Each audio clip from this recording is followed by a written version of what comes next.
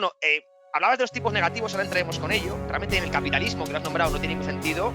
El menos en el futuro que más en el presente. Realmente es una cosa absurda, ¿no? Pero es a lo que nos lleva la economía, y quería hilar o enganchar con el segundo tema, que es, bueno, hemos conocido ayer la reunión de política monetaria de la Reserva Federal, sabemos los niveles de inflación que tenemos, la última lectura del IPC por encima del 5%, y aún así la banca central, no solo en Estados Unidos, sino en Europa, en Inglaterra, en Japón, siguen emitiendo monedas, siguen con políticas expansivas, con el quantitative easing, y parece que el crecimiento va bien, parece que, o sea, hay inflación. ¿Qué sentido tiene que sigan con estas políticas inflacionarias cuando a priori tienen que ser algo excepcional, ¿no? Tienen que ser una política muy, muy puntual para tratar de reflación, para salir de las crisis? Pero ya en esta situación, yo no me explico cómo es posible que sigan manteniendo esas políticas, o es que no les queda otra, o es que no pueden ya dar marcha atrás, lo que reflejaría la debilidad tremenda del modelo Fiat.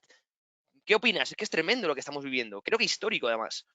Sí, yo creo que es ridículo. La inflación, como bien mencionas, 12 meses en Estados Unidos ya está en 5,4%. Eso Ujú. significa que prácticamente si yo trabajo 20 años, uno de esos años se está perdiendo en Sí, inflación. Completamente ridículo. Estoy perdiendo todo el valor del trabajo del fruto de mi trabajo sí, sí. porque están imprimiendo más dinero. Y lo más grave es que ese IPC que mencionas, o el CPI en inglés, pues no refleja gran parte de los costos reales de vivir. No está reflejado bien el costo de la vivienda, el costo de salud, el costo de Mm, educación, que esos han crecido mucho más alto. Y lo otro que está causando esta impresión indiscriminada de dinero es una inflación en los activos financieros sí, y en los activos inflación refugio de monetaria. valor.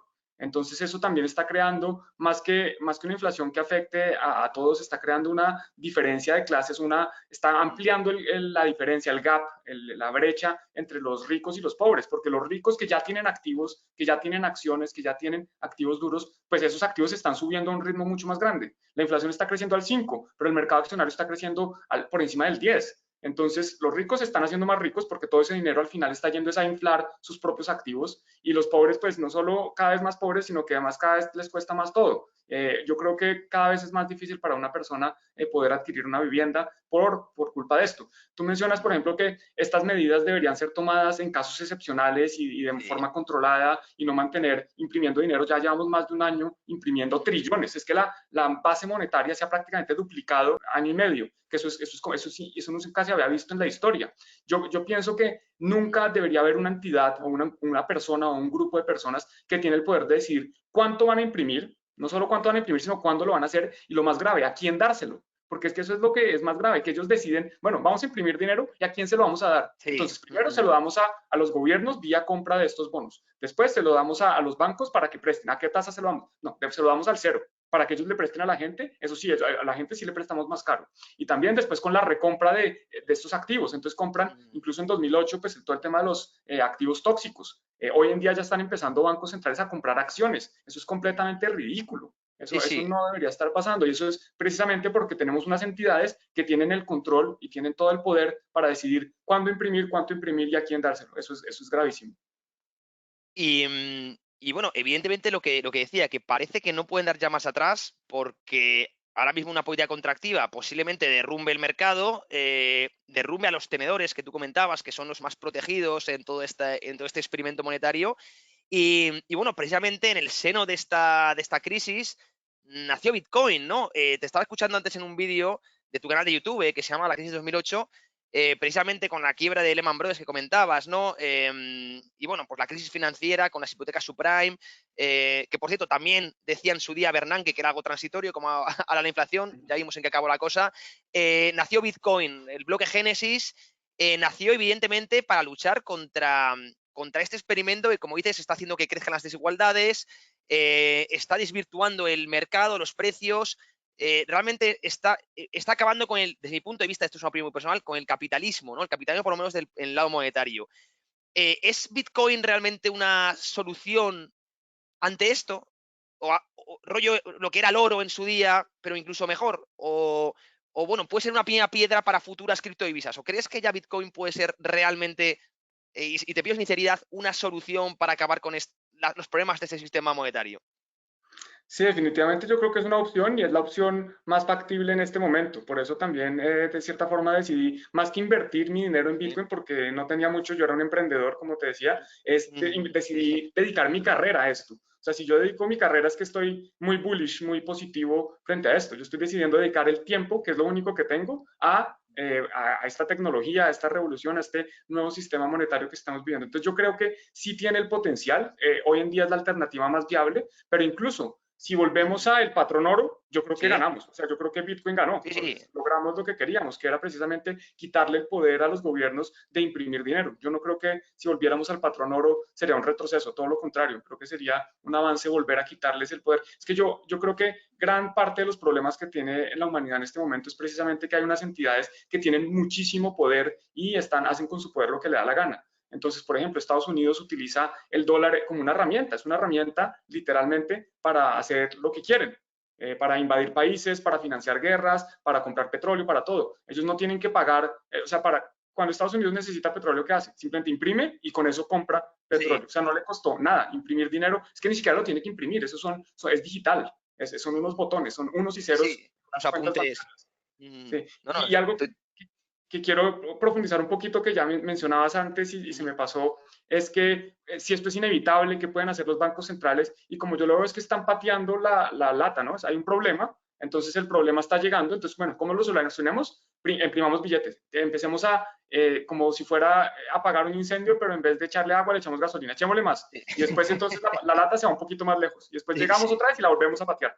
Hasta que va a llegar un punto en que ya no se puede patear y alguien va a tener que asumir eso. ¿Qué pasa? Que llega un nuevo presidente y dice, bueno, sigámosla pateando, que esto no se explote en mi mandato. Y la van a seguir pateando y hoy en día ya los países, la gran parte de los países, digámoslo así, desarrollados del primer mundo, tienen una deuda por encima del 100% del PIB. Ujú. Y esta deuda, pues, y con un crecimiento del cero y unas tasas de interés, bueno, en este caso es que también las tasas están al cero, pues esa deuda, ¿cómo la van a pagar? Eso no creo que vaya a ser fácil y por eso es que la única medida que tienen hoy es seguir pateándola o hacer como tú dices, mencionabas al principio, que era hacer default, es decir, no pagamos las deudas y empezamos desde cero, pero eso trae otros problemas porque, oiga, si no pagamos las deudas, hay unas personas a las que les deben y esas personas normalmente son otros gobiernos, somos nosotros, somos todos los futuros pensionados, nuestro dinero que va a los fondos de pensiones, eso lo están invirtiendo en estos papeles Sí. basura Ujú. a tasas negativas. Entonces, como si nos dicen, no, no solo están a tasas negativas, sino que ahora no le vamos a pagar. Entonces, ¿qué pasa con nuestro futuro? Sí, sí, Eso no, y es lo que bastante. dices. Y, o sea, comparto totalmente lo que dices de que el gran problema hoy en día yo lo veo en la moneda débil, en que tiene el monopolio monetario un grupo reducido de personas y ellos con ello lo utilizan a su gusto, bueno, compran votos, compran bueno, influencias, es decir, básicamente mueven un poco la economía de una forma centralizada y como sabemos eso siempre va a acabar peor, ¿no? Y hablabas efectivamente, bueno, dices, tenemos una deuda, pero bueno, se va a seguir pagando porque nos la debemos a nosotros mismos. Es lo que dicen muchos economistas hoy en día, que habla de que, bueno, podemos sí seguir imprimiendo toda la vida porque como se lo vemos a nuestro propio Banco Central no pasa nada, pero evidentemente hay muchos inversores particulares, como tú y como yo, que podemos tener un bono del Estado español o los bancos que tienen muchos bonos. ¿Y qué pasa si llega, por ejemplo, en Italia el Movimiento 5 Estrellas o aquí en España un partido un poco así más radical y dice, bueno, pues no vamos a pagar la deuda? En ese momento, todos esos pasivos, eso va a estallar. Es decir, es una cosa que lo vemos lejos, como tú dices, vamos a seguir dando patas a la lata, pero va a llegar el momento que hay que dar la última patada hasta que esto explote. Y no quiero ser yo mal pensado, pero no me extrañaría que por ciclos de la historia esto acabe en una guerra y que sea todo provocado, insisto, por esta manipulación tan terrible de la moneda, que parece una cosa, si alguien no ha profundizado mucho, un poco o no muy importante, pero al fin y al cabo afecta en todo lo de la vida. La moneda es realmente con lo que nos emitimos valor en espacio y tiempo, es todo la moneda, es lo que refleja nuestros comportamientos, nuestros hábitos, absolutamente todo. Y la manipulación de ese bien realmente es sencillamente horrible y está provocando todos estos desajustes. Y yo creo, y soy muy optimista con Bitcoin, ahora vemos un par de gráficos de la adopción que está siendo incluso más rápido que la Internet, que es que se dice pronto, ¿eh? Se dice pronto, pero es que estamos realmente en un activo totalmente emergente. Llevamos, ¿cuánto, Juan? 12, 13 años con Bitcoin, que no es nada, si comparamos en la historia no es nada, y ya el nivel de adopción es brutal. Es decir, estamos ante un patrón que en 50, 60 años dirán, ¿cómo es posible que en aquella época no supieran lo que la barbaridad que estaban haciendo, ¿verdad? Algunos somos conscientes, pero creo que el gran público no lo es, ¿no? Aún lo ven como un activo especulativo y eso a lo que quería entrar ahora.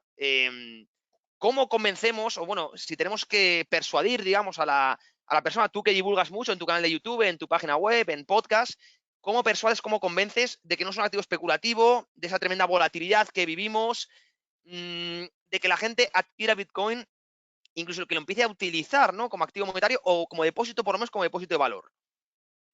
Bueno, yo lo que más invito a la gente es que aprendan a Bitcoin más que adquirirlo directamente, que lo aprendan y si realmente lo entienden, pues van a poder tomar su propia decisión de si quieren o no adquirirlo y después si quieren comprarlo o si quieren incluso empezar a aceptarlo como medio de pago. Yo personalmente, hoy en día, más de la mitad de mis ingresos son en Bitcoin, porque yo cobro en Bitcoin y si puedo, si me pueden pagar en Bitcoin mejor y pago impuestos y declaro todo sin ningún problema. Yo puedo recibir el Bitcoin como podría recibir cualquier otro activo. Y lo importante es entender que Bitcoin hoy es un activo, verlo como un activo. Mucha gente lo compara con el oro digital, porque es una forma Sí, fácil de entenderlo, pero hay que pensar que literalmente es la primera vez que podemos tener un activo digital. Antes de Bitcoin teníamos era información digital. Yo tenía una foto, un video, un archivo de Word, de Excel, etcétera, y yo podía enviarlo por email y yo me quedaba con uno y la persona que recibía el email recibía el otro. Entonces no era como un activo porque era información que se podía duplicar y podía guardarlo en una memoria USB y podía copiarlo en sí, múltiples carpetas en mi ordenador.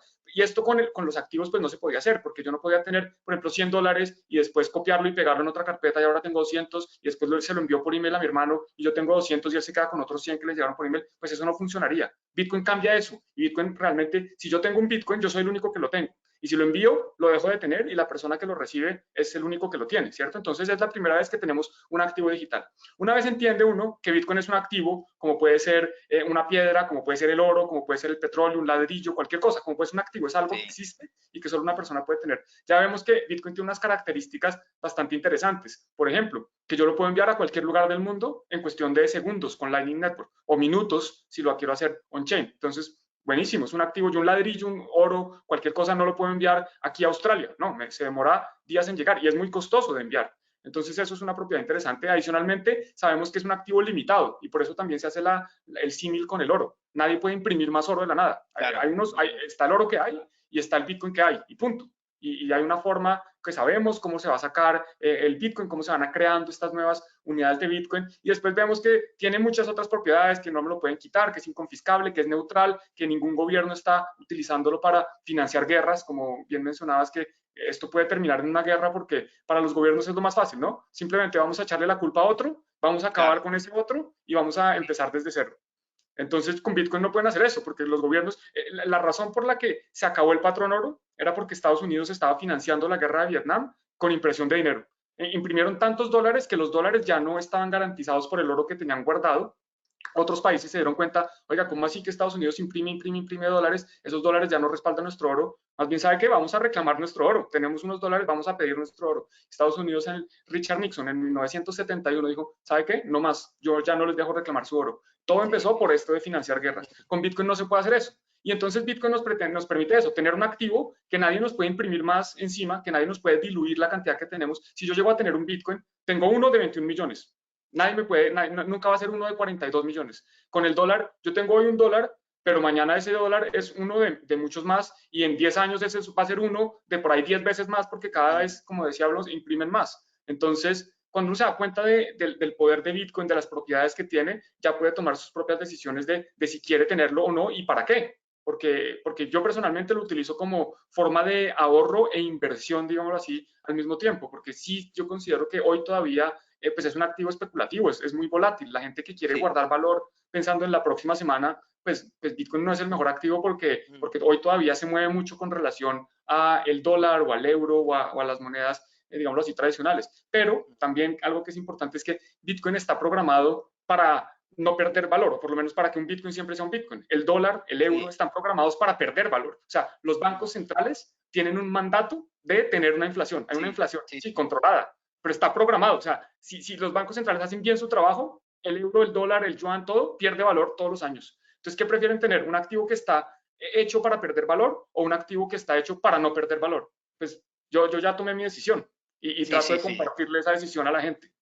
Sí, ese mandato es de lo más absurdo que he visto en mi vida, que es el objetivo de inflación del 2%, ¿no? Nadie sabe un poco por qué han decidido que sea ese nivel, pero ahí está y lo hemos tenido que aceptar, ¿eh?